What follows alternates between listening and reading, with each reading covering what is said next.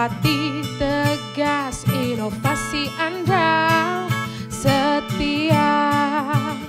Solusi empati, tegas, inovasi andal, pelayanan publik yang prima bagi Jakarta.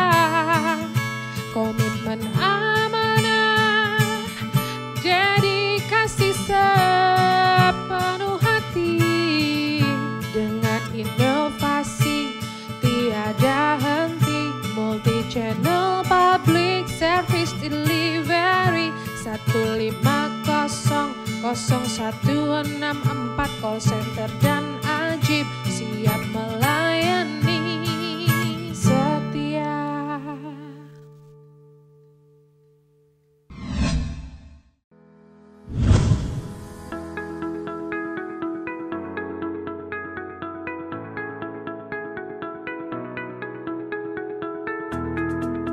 Pemirsa, apa kabar?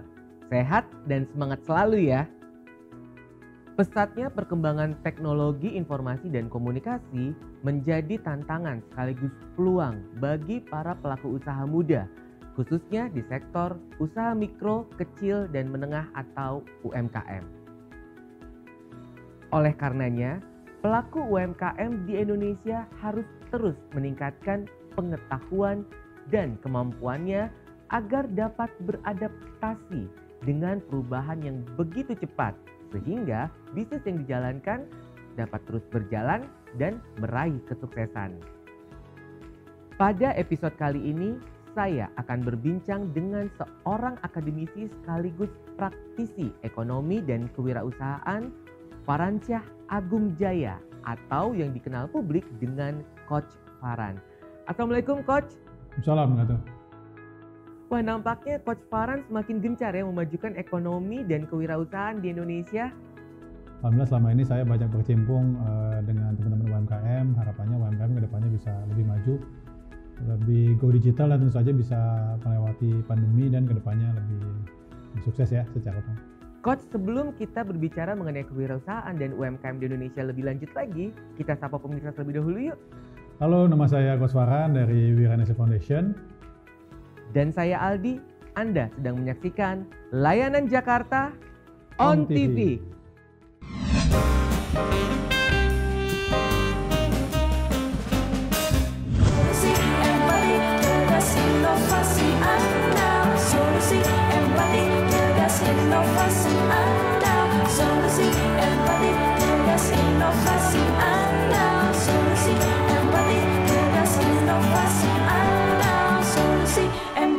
Tegas inovasi Anda.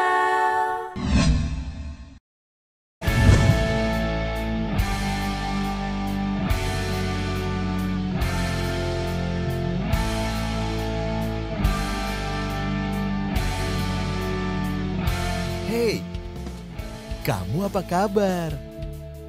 Sudah lama ya kita tidak bertemu.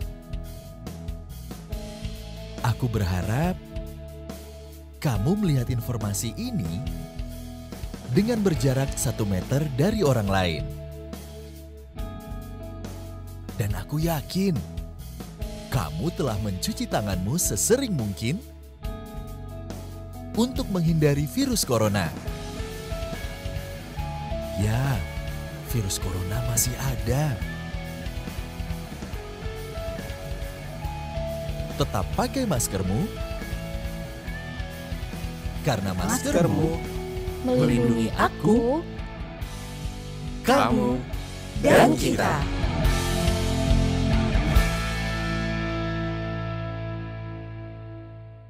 Layanan publik yang prima bagi Jakarta. Pesan ini disampaikan oleh Dinas Penanaman Modal dan Pelayanan Terpadu Satu Pintu Provinsi DKI Jakarta. Follow Instagram @layananjakarta. Empati, tegas, inovasi andal. Coach, bisa diceritakan awal mula berkecimpung pada dunia kewirausahaan dan pengembangan UMKM. Hal menarik apa yang melatar belakangi? Iya, sebenarnya kalau latar belakang saya sebelum berkecimpung di dunia wirausaha atau UMKM ini sebenarnya investment lah kalimatnya ya, banyak berkecimpung dengan proyek-proyek besar. Nah, setelah beberapa lama saya melihatnya, saya terus terang terinspirasi dari Yunus Foundation. Yunus Foundation itu kan fokus dengan ya kita bilang ekonomi akar rumput ya, grassroots. Nah, setelah itu saya pelajari. Nah, kebetulan memang di KAI waktu itu ada ada kegiatan UMKM yang waktu itu namanya OKOC. Jadi saya merasa terpanggil dan saya lihat memang UMKM ini walaupun kalau kita ngomong per individu tak banyak, tapi kalau digabung kok ternyata bisa membantu ataupun menjadi penopang ekonomi Indonesia sampai 60% gitu. Komitmen Coach untuk memajukan UMKM di Indonesia ini dibuktikan dengan kinerja nyata melalui pendirian Yayasan Wirausaha Sosial dan Teknologi Indonesia atau yang dikenal publik dengan Wiranesia Foundation. Nah, apa nih semangat dari yayasan tersebut, Coach? Ya ini menarik Mas Aldi, memang awalnya memang ya panggilan hati ya kalimatnya ya. Ternyata setelah berjalan saya pikir saya perlu memang sebuah organisasi ataupun badan hukum yang memang fokus. Jadi akhirnya saya bikin sebuah yayasan. Yayasan ini diharapkan bisa berkembang lebih jauh. Nah, tantangannya kan memang saya nggak boleh bergerak sendiri. Jadi saat ini memang banyak kegiatan kita mengundang ataupun kolaborasi dengan lebih spesifiknya itu dengan teman-teman dinas UMKM.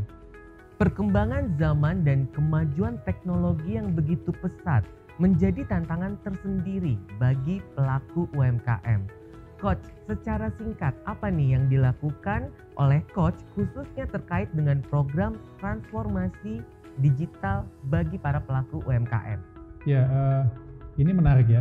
Sebelumnya terus terang sebelum pandemi kita banyak fokus itu kalau mungkin Mas Aldi pernah ngelihat itu kita lebih banyak fokus UMKM kita entrepreneurship-kan, kita wirausahakan. Baru berjalan 3 bulan nih Mas Aldi, Januari, Februari, Maret, tiba-tiba pandemi datang dan tiba-tiba semuanya harus stay at home ya, mesti tinggal di rumah tuh. Nah itu akhirnya ya saya coba memakai platform Zoom, cuman kelihatan memang sedikit menantang. Nah akhirnya belajar dari pengalaman, saya pikir perlu istilahnya semangat baru dari UMKM, jadi kita bikin program itu UMKM Go Digital. Nah, Go Digital ini juga sebenarnya tidak sesederhana itu, karena Go Digital saat ini itu pemahamannya atau persepsinya itu hanya UMKM jualan online, padahal itu sebuah rangkaian atau sebuah pilar Mas Aldi. Kalau saya boleh jelaskan, pilar pertama adalah digital identity, jadi identitas digital baik dalam bentuk email ya ataupun Instagram ya, itu pertama. Kedua, memang benar kita dengan adanya pandemi ini ya gini yang seperti kita lakukan nih Mas Aldi, kita mau nggak mau kan komunikasinya via online, otomatis belajarnya juga via online. Saya juga punya program namanya mentoring, itu pun via online. Nah yang ketiga memang bisa dibilang seperti saat ini ya kita juga melakukan jualan online ya. Baik kita istilahnya ada social commerce, ada istilahnya e-commerce ataupun benar-benar toko online. Nah yang keempat tentu saja permodalan. Nah permodalan pun kita ajak teman-teman fintech ya, karena fintech ini kan sudah online untuk masuk ke program UMKM Go Digital. UMKM Go Digital itu yang kalau saya boleh detailkan ya itu 4 pilar tadi itu. Itu Mas Aldi. Terdapat 4 pilar dalam transformasi digital UMKM, yaitu digital identity, komunikasi via online, e-commerce, dan permodalan. Lalu Coach, pelatihan atau pendekatan apa saja yang perlu dilakukan sebagai upaya menciptakan kewirausahaan bagi kaum muda dan pengusaha naik kelas di Indonesia? Nah ini menarik, kembali lagi ya, terus terang banyak pelatihan yang diadakan oleh mungkin pemerintahan ataupun mungkin komunitas, bahkan ya korporasi ya, baik swasta ataupun pihak-pihak lainnya. Cuman ada satu yang saya lihatnya itu mungkin belum tersentuh, saya bilangnya itu MPP, jadi mental, pola pikir sama perilaku. Saat ini yang sering terjadi itu adalah yang mungkin perubahan mental dalam bentuk motivasi sudah benar saya pikir. Lalu pola pikir juga sudah benar nih, cuman perilaku ini kan berat. Jadi saya mencoba pelatihan istilah MPP ini, mental, pola pikir, tapi mereka juga harus ubah perilakunya. Perilaku yaitu ya kita bilang perilaku digital. Nah ini yang kita harapkan utamanya anak muda bisa MPP-nya dulu, karena tanpa MPP istilahnya keilmuan yang dia terima ya bisa dibilang hanya berlalu aja. Kalau dulu istilahnya orang seumuran saya itu masuk kuping kanan keluar kuping kiri gitu Mas Aldi. Nah ini ya saya pikir kalau basisnya sudah kuat pada saat dikasih ilmu oleh pemerintahan ataupun kegiatan-kegiatan dari pihak manapun, itu akan membantu mereka dalam perilakunya mereka sebagai UMKM go digital. Mengapa Coach lebih memilih menciptakan platform untuk kaum muda dan pebisnis pemula? Karakteristik atau potensi apa yang dimiliki oleh mereka? Ya, jadi menarik ya, data BPS mengatakan bahwa UMKM itu ada 64,2 juta. Nasional tentu saja ya. Di DKI yang saya dengar di data BPS, tapi teman-teman bisa cek lagi nih, saya dengar ada 900.000 sampai 1 juta. Nah, tantangannya adalah mereka ini sudah cukup lama ada di dunia UMKM. Nah, satu segmen baru muncul ya, segmen millennials ya. Millennials ini adalah mereka yang di bawah usia 40 tahun. Datanya BPS mengatakan ada, kalau nggak salah angkanya 63% dari total populasi. Nah ini yang saya lihat mereka ini sudah mulai berubah perilakunya, yang tadinya maunya jadi karyawan, maunya jadi istilahnya si leader ya, mungkin direksi, komisaris, bos. Saat ini mereka kalau saya lihat kok arahnya maunya jadi pelaku usaha ya, kalimatnya pengusaha ataupun UMKM. Nah ini otomatis akan menambah total 64,2 jutanya dengan segmen millennials yang akan masuk ke UMKM. Nah jadinya memang buat saya sendiri ada tantangan karena otomatis ada dua segmen, otomatis ada dua materi nih. Materi untuk pelaku yang sudah berjalan selama ini, bahkan bisa dibilang mungkin kalimatnya sebagian besar mayoritasnya adalah ibu-ibu ya. Adalah segmen baru yang katanya lulusan SMK, lulusan kuliah yang katanya nggak mau kerja, maunya langsung jadi pengusaha. Kalimat kerennya mereka startup. Nah itu menurut saya menarik ya, apalagi pemerintah ataupun mungkin tepatnya Provinsi DKI ini harus kembali lagi, DKI ini kan semua provinsi melihat, semua pemimpin daerah melihat, karena akan dijadikan percontohan bisa, dijadikan benchmark ataupun perbandingan juga bisa. Itu Mas Aldi. Menarik Coach. Lalu bagaimana potensi daerah yang dimiliki oleh DKI Jakarta untuk menjadi pilihan bagi kaum muda ataupun pebisnis pemula untuk memulai usahanya? Bagaimana Coach melihat kemudahan berusaha di kota Jakarta saat ini? Kemudahan usaha ya kalau boleh dibandingkan dengan pemerintahan sebelumnya itu jauh lebih mudah ya. Ya kita mungkin nggak ngomongin segmen anak muda dulu deh, segmen yang ibu-ibu ataupun pelaku UMKM yang sudah ada. Mereka selalu membilang itu sangat dimudahkan, mulai urusan perizinan ya. Kalau ngomongin NPWP juga mudah bikinnya, ngomongin rekening juga sangat mudah. Memang tantangan saat ini adalah pandemi. Nah di sini terus terang saya melihat ada segmen yang kita bisa kolaborasikan antara segmen pelaku UMKM yang sudah ada dengan UMKM pemula ataupun kita bilang anak muda milenial sendiri. Karena apa?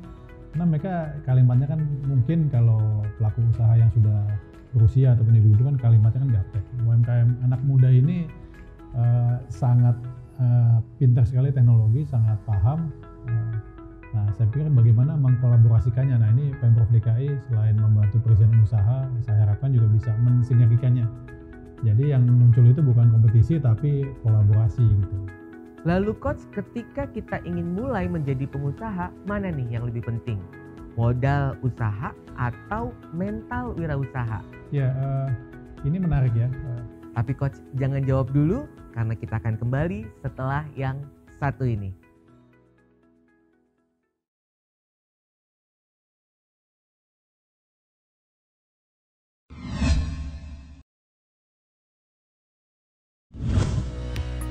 Pemirsa, masih di layanan Jakarta On TV dan saat ini kita juga masih terhubung secara virtual dengan seorang akademisi sekaligus praktisi ekonomi dan kewirausahaan, Coach Farhan.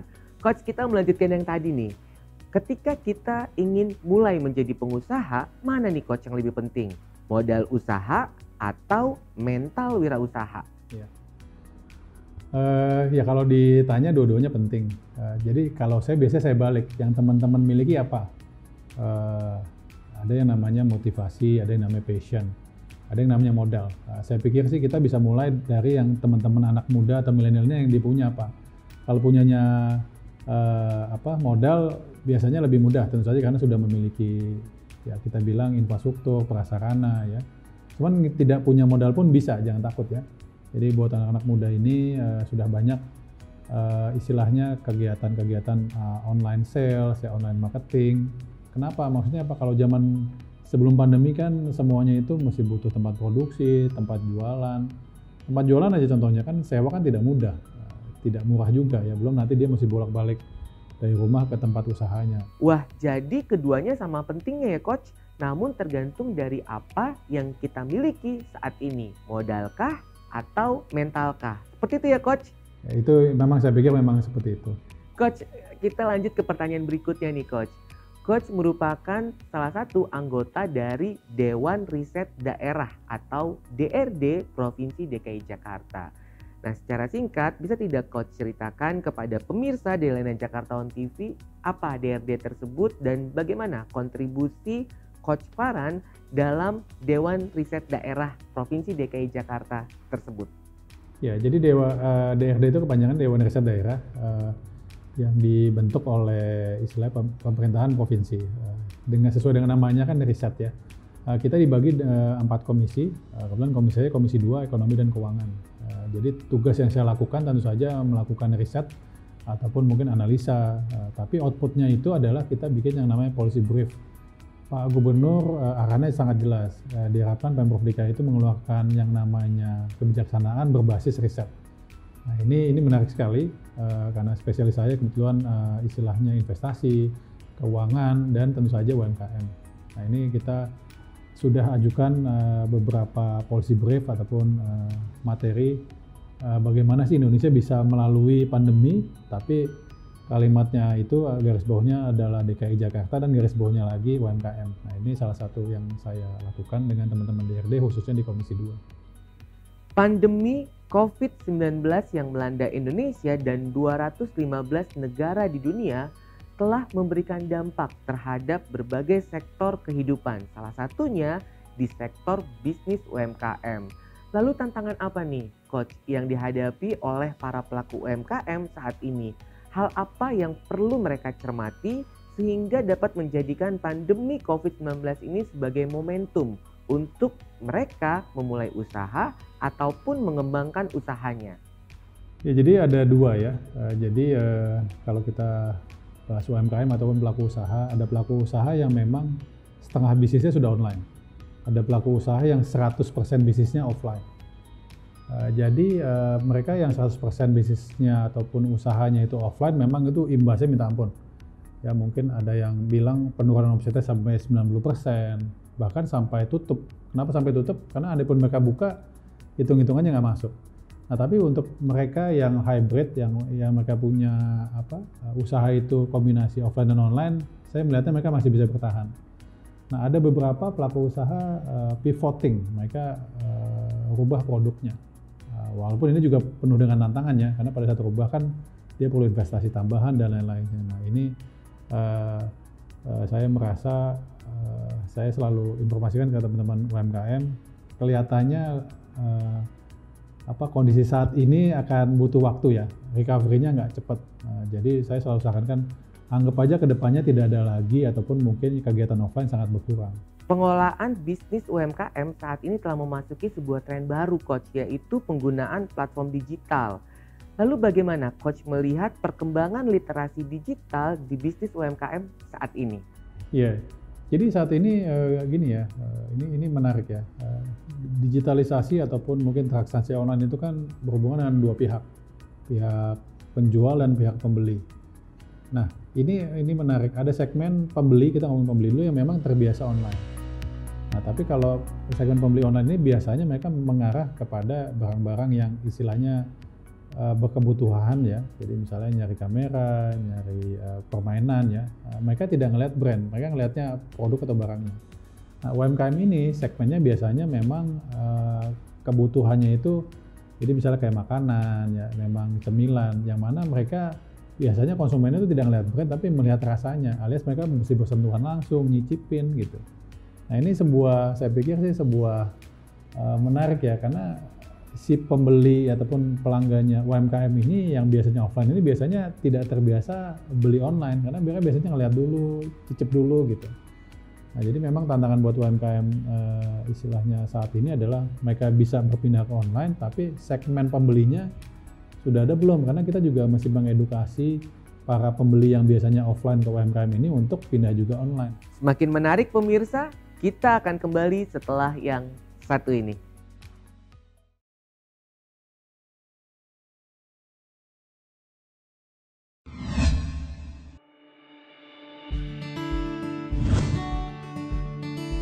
Pemirsa, masih di layanan Jakarta On TV dan saat ini kita juga masih terhubung dengan seorang akademisi dan praktisi ekonomi dan kewirausahaan, Coach Farhan. Coach, kita melanjutkan lagi nih. Tadi di segmen awal Coach sudah sampaikan mengenai kewirausahaan dan juga bisnis UMKM di Indonesia. Nah, di segmen ini saya akan bertanya dengan pertanyaan yang lain lagi, Coach. Yaitu terkait dengan pelayanan publik di Jakarta. Nah, menurut Coach Farhan, seberapa penting sih kemudahan dalam mengurus perizinan dan efek domino apa yang akan dirasakan oleh masyarakat khususnya pengusaha ketika kemudahan perizinan ini terus dilakukan oleh pemerintah secara konsisten dan berkelanjutan? Iya, jadi izinnya ada dua ya. Jadi pertama basisnya adalah pengakuan bahwa dia memang pelaku usaha dan diakui oleh pemerintah. Yang kedua tentu saja untuk kepentingan misalnya dia untuk permodalan ataupun dia misalnya mau ikutan misalnya jualan di mart ataupun di tempat-tempat yang berjualan, karena perizinan itu akan basis mereka untuk misalnya bikin PIRT contohnya atau bikin BPOM misalnya. Nah, cuman kembali lagi memang sebenarnya sih ya tadi saya bilang segmennya itu kan ada segmen UMKM yang mungkin sudah cukup berusia sama segmennya UMKM anak muda. Kalau anak muda ini kalau ngeliat presiden Jakarta pasti mudah sekali, dia tinggal buka website, masukin data selesai tuh. Info yang saya terima bahkan kalau lengkap sehari selesai. Nah, berbeda dengan UMKM segmennya yang mungkin tidak terbiasa dengan teknologi. Buat mereka kok kayaknya ribet. Kalau zaman dulu mungkin tinggal datang ke lokasinya ya, kecamatan, kelurahan, ke dinas PTSP, ngurusin semua form-form. Saat ini karena ada pandemi juga kan mau nggak mau online. Nah, buat online kadang-kadang ya mohon maaf ya, kalau anak muda kan laptop mungkin punya, layar lebih besar. Karena kalau ibu-ibu dengan handphone yang kecil itu memang akan penuh tantangan.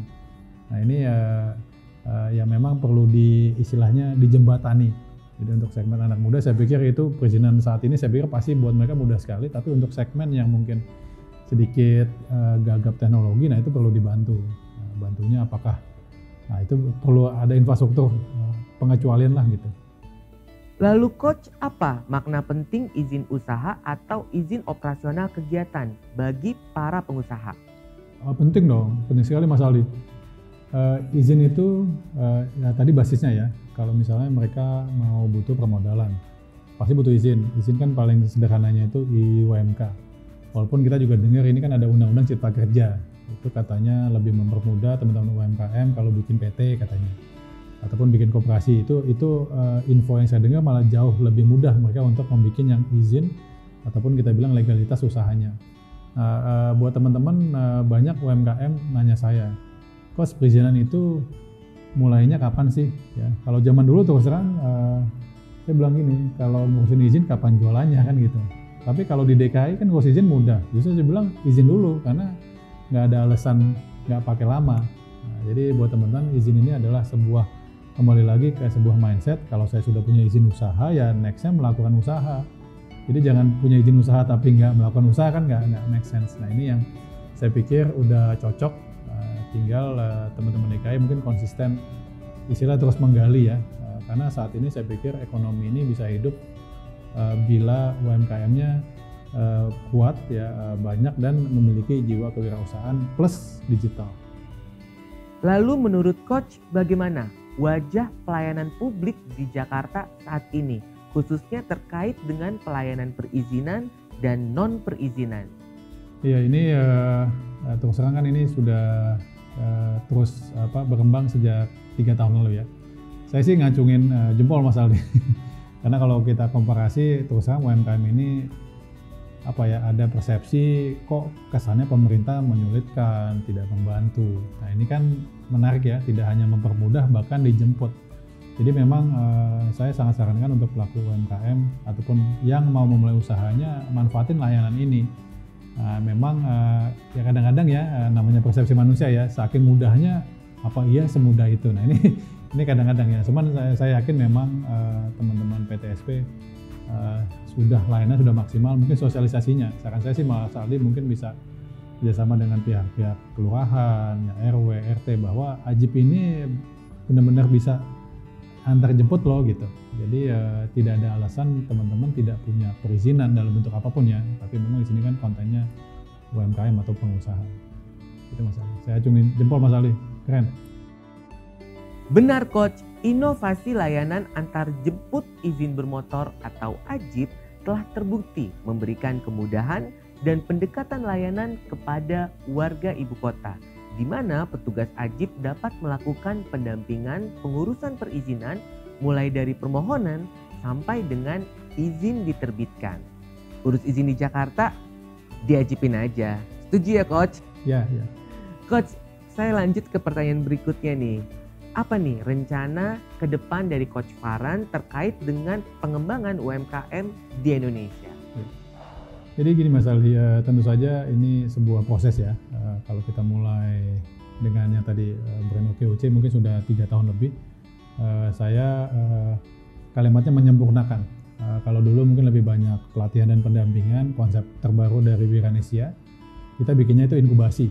Inkubasi itu memang benar-benar dari awal, yang tadi saya bilang MPP, mental pola pikir perilaku. Lalu kita mulai masuk yang tadi namanya platform digitalisasi, ya identitas digital, belajar online, pendampingan online, ya nanti juga kita punya pemasaran dan penjualan online plus permodalan. Nah ini yang tadi tahapan ini kalau bisa sinergi dengan Pemprov DKI itu keren banget. Kenapa sinergi? Karena kan saya sebagai Wiranesia juga nggak mungkin datangin rumah warga satu-satu kan gitu.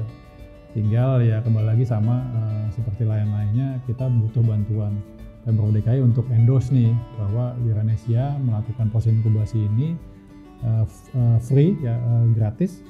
Silakan mendaftarkan dirinya. Harapan saya sih setiap kali mungkin teman-teman UMKM ke PTSP bisa sekaligus udah ikutan program Wiranesia belum, inkubasinya gratis loh gitu. Nah ini harapannya bisa saling mendukung, jadi bikin izinnya mudah, gampang, cepet, ada kerjasama dengan Wiranesia, inkubasi gratis loh gitu, bisa naik kelas, bisa menghidupi keluarganya, ya bahkan ya kalau lompat sedikit kan DKI tidak hanya perizinan ya, pendidikannya juga bagus sekali, lain-lainnya kan juga banyak sekali ya. Ini saya pikir kalau diintegrasikan keren sekali ya, DKI saya harapkan bisa menjadi benchmark ataupun mungkin inspirasi untuk provinsi ataupun kabupaten dan kota lainnya di Indonesia. Itu Mas Aldi. Mantap untuk DKI. Pemerintah Provinsi DKI Jakarta terus berkomitmen untuk menjadikan Jakarta sebagai kota kolaborasi 4.0, di mana pemerintah Provinsi DKI Jakarta sebagai kolaborator dan warganya sebagai co-kreator. Warga ibu kota menjadi bagian dari pencipta solusi atas permasalahan kota. Coach, kita sudah sampai di penghujung acara nih Coach. Sebelum kita mengakhiri, pesan apa nih yang ingin Coach sampaikan kepada pemirsa di Layanan Jakarta On TV, khususnya kepada para pebisnis pemula atau kaum muda yang akan melakukan usaha di era transformasi digital saat ini? Jadi buat teman-teman memang gimmick ataupun pesan go digital sudah lama sekali. Dengan adanya pandemi memang ini sebuah ya kalau kita bilang tamparan keras buat UMKM bahwa sebenarnya informasi go digital ini dengan adanya pandemi memang sesuatu yang tidak bisa dihindari lagi. Jadi pesan saya buat UMKM yang memang sudah berjalan ataupun pemula, basisnya memang mental pola pikir, tapi lapis keduanya atau layer keduanya itu memang digitalisasi. Jadi buat teman-teman, digitalisasi itu memang awalnya mungkin tidak mudah, tapi setelah berjalan itu akan sangat efisien ya, dari segi biaya, akan sangat produktif dari segi istilahnya transaksi, dan yang menariknya semuanya tercatat. Bila teman-teman nanti nextnya mau sampai bikin PT, mau sampai ekspor, mau sampai cari investor asing itu sangat mudah. Tinggal teman-teman ya kembali lagi mau sampai tahapan mana gitu kan, kalau bahasa kerennya kan the sky is the limit ya. Jadi tidak ada batasannya gitu. Tinggal ya kembali lagi teman-teman mau sejauh mana sih. Terima kasih Coach Farhan atas obrolan hangat dan waktu yang telah diberikan. Sehat dan semangat selalu ya. Siap. Thank you Mas. Transformasi digital menjadi kunci pengusaha naik kelas.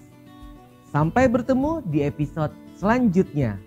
Salam setia melayani Jakarta.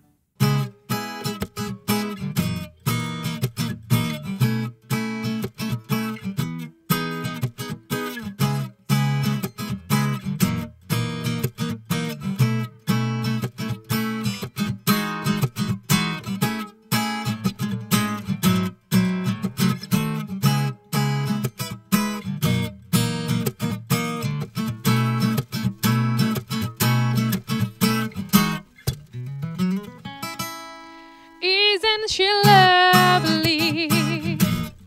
Isn't she wonderful? Isn't she precious? Less than 1 minute old. I never thought true love would be making one as lovely as she. But isn't she lovely, man from love?